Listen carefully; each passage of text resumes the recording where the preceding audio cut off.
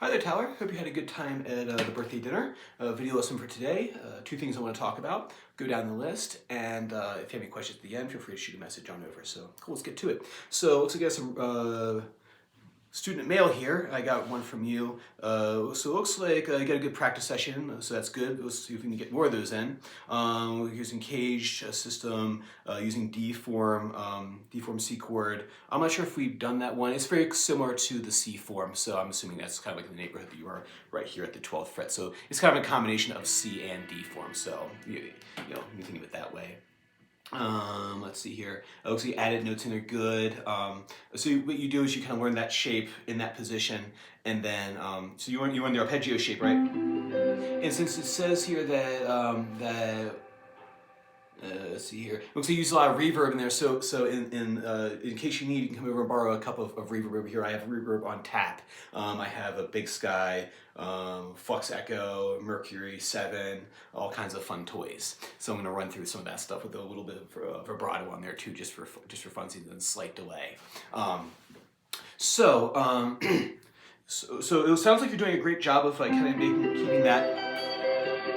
Right, keeping that C major shape right there, this one too, and adding notes to them. That way, when we get into a deep dive into mode, that was the idea I had for last Friday, but we'll save it for next Friday, or next Friday that you're in the studio, is learning how to really kind of create this sense of that mode, and hanging out on those chord tones, and emphasizing and reiterating those chord tones constantly. That's how you create the feel of the mode and those different emotions or moods that the modes create. If you just run up and down the scale, it just sounds like scales to me. If you remove the backing track. So anyway, it sounds like you're doing a good job adding those, using the scale, the chord as the foundation, and then adding the notes kind of as you feel comfortable doing that. That's a good job right there.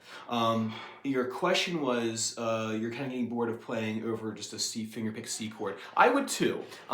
So at least have two chords you're moving to and from. What I've done here is I've written out in the key of C, all the collection of notes I create the key of C, all the chord shapes that, all the basic seventh chord shapes. We can modify these actually pretty radically. But first thing is just to memorize these chords if you haven't done so already.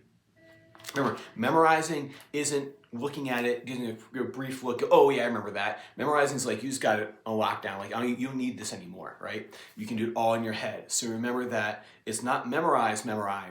It's only partially memorized if you have to look at the paper still, right? So I would memorize these shapes here and which chords are in the key of C. That's what I would do. So what I did here was I have my chord wheel and go, okay, all these chords are cool in the key of C. So if you're doing this jam, even though you're arpeggiating a C chord, it still works over top of the whole thing, right? So don't feel like you're married to just playing over a C chord. This works if you play over top of a chord change, a set of chord changes in the key of C. So any of these chords are cool to play over top of. And I guess I've written out some seventh chords, so that way you're not playing just plain triad chords. You're playing seventh chords, the jazz chords, in a rock or a fusion kind of situation.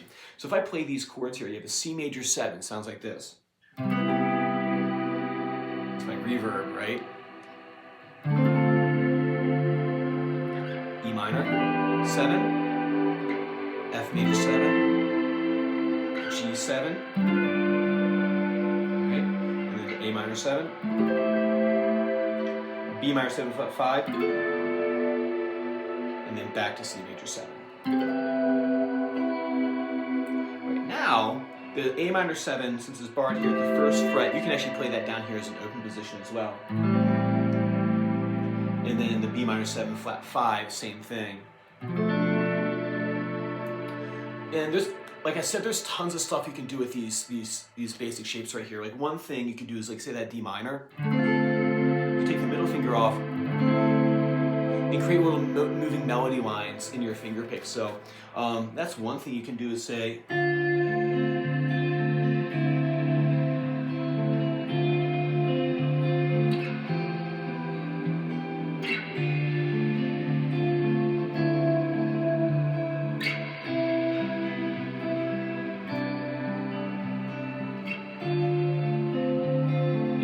wait a minute, how do I know what notes are cool to add to the chord? Basically, any note that's in the key of C, the C, E, F, G, A, B, C, they're all cool to add to any of these chords. Like I can literally play this C chord right here, right? I can take my pinky off, and because you've worked on your C major scale one string,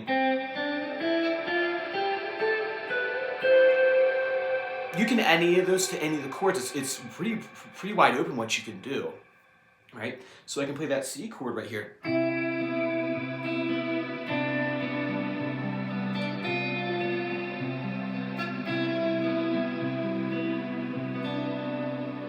Right?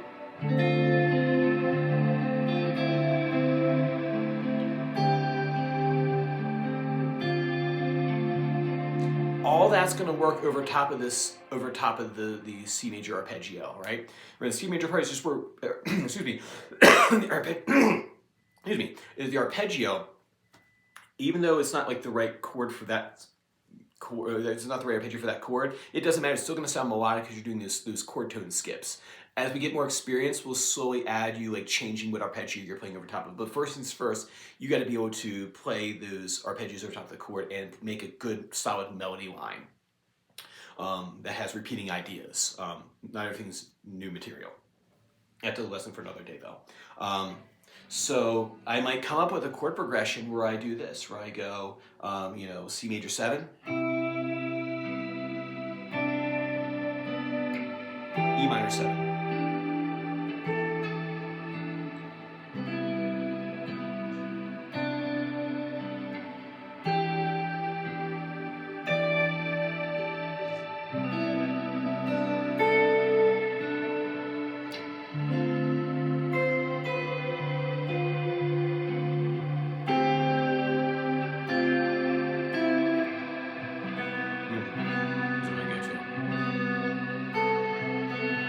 You know, whatever you want to do, but really these are the foundational chords, and then you build off of those by taking notes of the C major scale and adding or taking away. And then once you play around with those, find a couple that you like, and then we'll figure out what they're called. So don't start with like, okay, I'm going to do F9 chord or something, F at 9. I'm not going to do that. I'm going to play with sounds first, and then I go back later on and figure out what did I like about that. So it's not like starting off with, I'm going to only use 6 chords, or I'm going to use only major 7 chords. I start with that shape, I take things off and add it on in a creative way, rather than going, I'm going to go with this chord tone I plan on using. Experiment with them and see which ones you like, and then we'll come back later on and go, okay, what were these chords called? And so I would do it that way. So use your ear first, figure out what they're called later. I would approach any sort of composition thing that way anyway. I don't, unless I'm doing an exercise or an etude where I'm like, I'm going to work on this specific one thing, like I'm going to work on sweep picking or tapping or something like that. I usually go in with like, here are my chords, I'm going to play with them and manipulate them, and then later I'm going to figure out what they're called, right? Don't worry about what they're called first, figure that out later. Cool, so start with that, with the chords, and hopefully that helps open up some things for you in terms of underlying harmony in your writing. In terms of your noodling, it sounds like you're that you're ready to come to the light. And I mean, there's nothing wrong with noodling, but like you said, like even in your text or your email, is that it needs a bit of structure sometimes. Otherwise, it's kind of aimless. So with what you can do with that is take the sequences that we've done, right? Take these 1, 2, 3, 1, 2, 3, 1, 2, 3, 1, 2, 3. Take those, start there, right? And then combine different numerical patterns.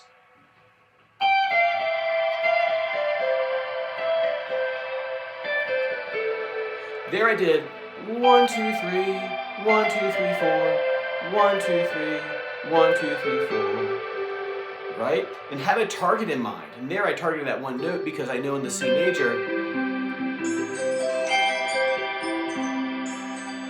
right? Target those notes there. So do the sequence.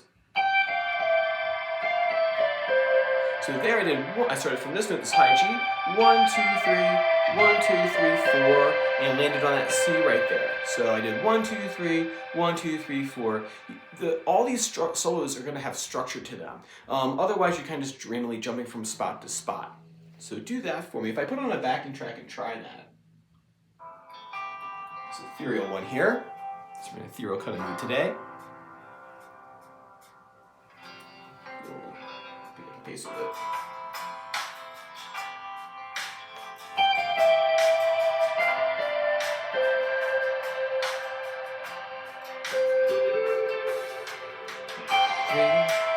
One, two, three, four. 1, 2, 3. 1, 2, 3, 4. String bend.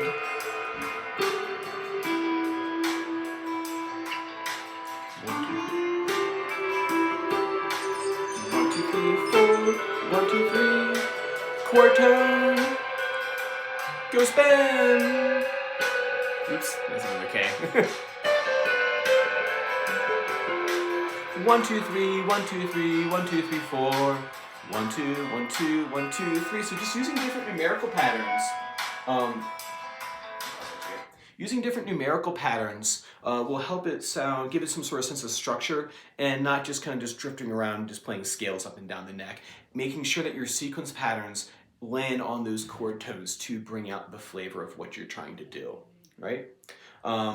Practice that for me, and then if you have any questions when we look at anything, feel free to shoot that on over. If not, I will see you same time next time. Take care.